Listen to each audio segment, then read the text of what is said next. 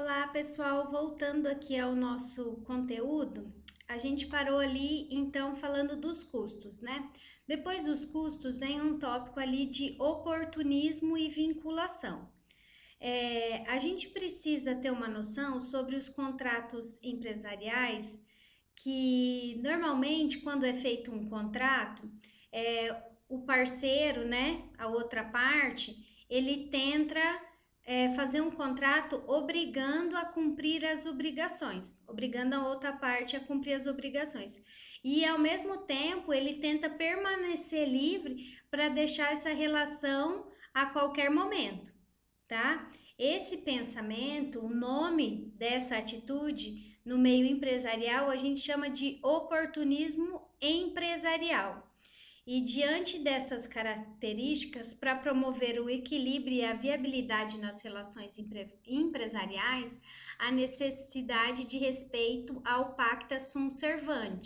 Vocês já devem ter ouvido falar desse pacto em direito civil, né? O princípio da força obrigatória dos contratos. Eu sempre falo para os meus alunos que o pacta sunt servanda, ele quer dizer o seguinte: o contratado não sai caro, tá? Então, as partes elas têm que cumprir o que foi contratado, ok? No próximo tópico ali, eu vou estar falando sobre instrumentos de alocação de riscos, tá? Como a gente já falou, a atividade empresarial, ela é uma atividade de risco, porque por meio dela pode haver lucro ou prejuízo, a depender aí das escolhas do negócio do empresário, do momento que ele abre aquele negócio, o tipo de mercadoria, né? Esse risco não se refere à possibilidade de caso fortuito ou força maior, tá? Mas qualquer riscos das atividades naturais e das incertezas do mercado, tá? Então a gente não tá falando, por exemplo, de uma doença, né, de uma pandemia, como tá ocorrendo agora, ou de um vendaval, ou qualquer coisa desse tipo que se encaixe em caso fortuito ou força maior, tá? O contrato entre empresários, ele representa uma atenuação de risco, uma vez que as partes podem negociar entre si buscando resguardar-se dos riscos. O contrato empresarial ele deve ser entendido como um instrumento de alocação de riscos do negócio, desenvolvidos pelas partes. Os riscos são diversos e variam com o ramo de atuação, tá? Então aí vai variar dependendo se ele tem uma empresa de informática, de software, de hospital, alimentícia, né? Então vai depender aí do tipo de empresa que ele vai estar correndo um risco. Então, esse tipo de contrato, ele vai colocar ali alguma cláusula para alocar esses riscos, tá? Então, de colheita, se ele não conseguir colher até tal data, então a multa é tanto, se ele colher até tal data, a multa é tanto, tá? Então, ele pode estabelecer todas essas cláusulas no contrato. Ali no nosso próximo tópico, eu vou estar falando sobre prática e contratos empresariais. Primeira coisa que a gente deve saber é que a gente não tem só os contratos previstos em lei, tá? Que são os chamados contratos típicos, tá? A gente também tem os contratos atípicos ou socialmente típicos, que são contratos que não estão na lei, mas também não contrariam a lei, ok? Chamamos isso de autonomia negocial. Tá? Os contratos empresariais, por cuidarem da atividade econômica, eles necessitam de uma autonomia maior na hora de negociar, ficando menos atado ao rigor das formas. A atividade empresarial, ela usa contratos atípicos, tá?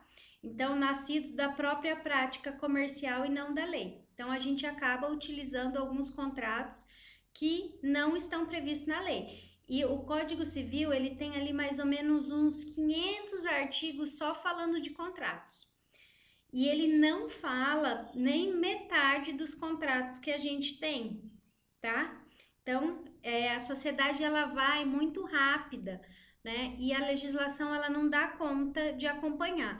Então, desde que eu não faça nada que a lei proíba, eu posso ir fazendo esses contratos da forma que eu entender melhor, ou de um serviço novo que não tenha previsão legal ainda, ok?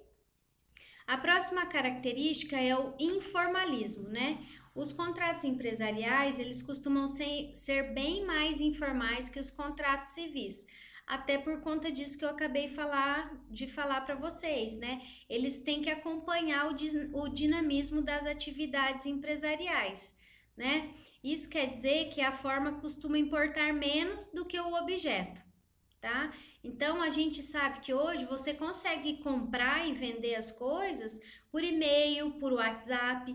Então não é feito um contrato formal, né? Isso a gente chama de contrato informal. E não quer dizer que você não vai poder reclamar dessa mercadoria, porque essa mensagem de WhatsApp, esse e-mail, eles vão servir como prova.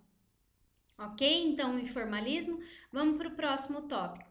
Uso e costume. Os usos e costume nada mais são do que a prática socialmente aceita, ainda que não previstas em lei. Por exemplo, o cheque pré-datado. O cheque pré-datado a gente não tem previsão legal. Na verdade, o cheque pré-datado eu acho que é um dos poucos países no mundo que tem essa prática comercial é aqui no Brasil. Mas nem aqui no Brasil a gente não tem essa previsão legal. E não quer dizer que ele não funcione, tá?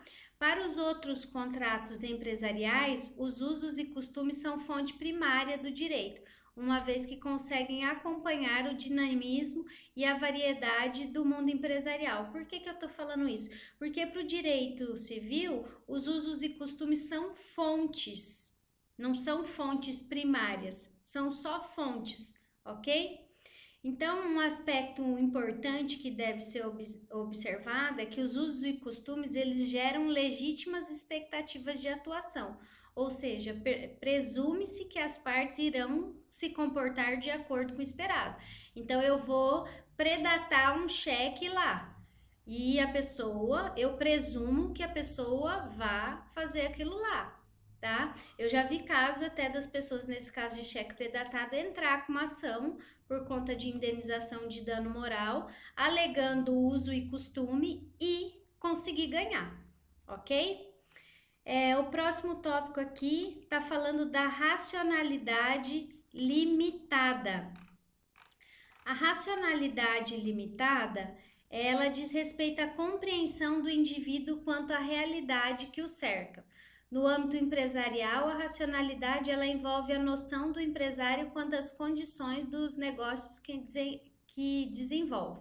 Então, tem duas teorias que eu coloquei aqui para vocês, a teoria da escolha racional e a teoria da racionalidade limitada. Eu não vou estar lendo aqui para vocês, mas leiam essas duas teorias e vocês vão ver que elas convergem para o fato de que há riscos inerentes ao mundo dos negócios que o empresário irá assumir fazendo essas negociações.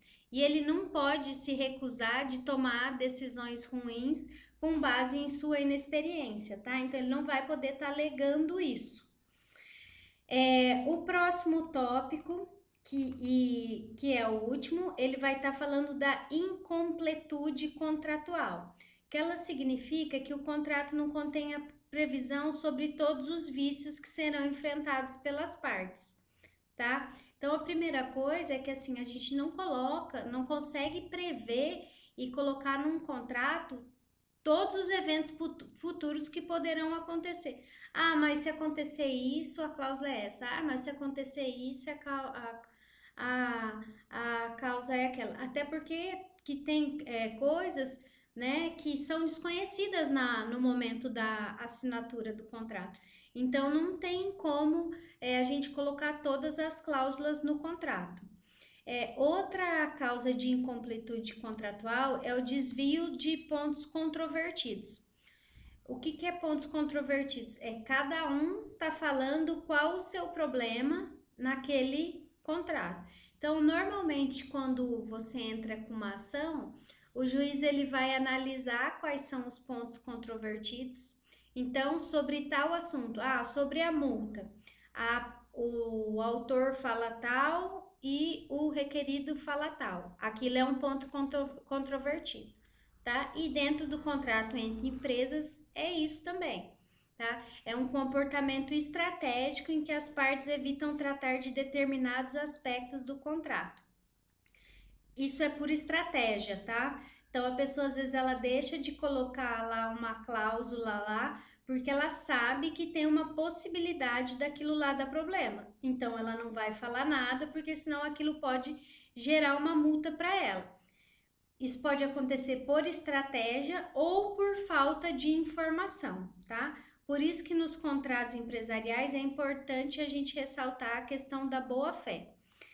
Sobre a boa-fé, a gente tem a boa-fé objetiva e a boa-fé subjetiva. No caso dos contratos empresariais, a gente só vai estar utilizando a boa-fé objetiva. Mas mesmo assim, eu coloquei para vocês lá no material de vocês a boa-fé subjetiva, um conceito de boa-fé subjetiva, tá? Sobre a boa-fé objetiva, ela refere-se ao dever de conduta contratual ativo no qual todos os contratantes, então todas as partes daquele contrato, são obrigados a colaborar e cooperar mutuamente, levando-se em consideração as expectativas um do outro. Alguns autores, alguns doutrinadores, eles defendem que o termo boa-fé ele deveria ser substituído por razoabilidade. Então pode ser que a hora que vocês peguem aquelas doutrinas que eu coloquei para vocês ali em cima, no material de vocês, que vocês encontrem o termo razoabilidade e não boa-fé. E depois eu coloquei ali, atenção, a boa-fé nunca pode levar a um desequilíbrio contratual, privilegiando excessivamente só uma das partes, senão há uma desestabilização do sistema. O respeito à boa-fé, entretanto, não se resume em promover a equidade contratual ou consumerismo. Ok, então nós terminamos o conteúdo da nossa próxima live. E daí, durante a live, eu vou estar respondendo as perguntas. E se vocês tiverem alguma dúvida, vocês mandem ali durante a live. Se não der tempo, pode mandar depois por e-mail também, que eu vou estar respondendo, ok? Eu encontro vocês amanhã, então, para nossa live. Até mais!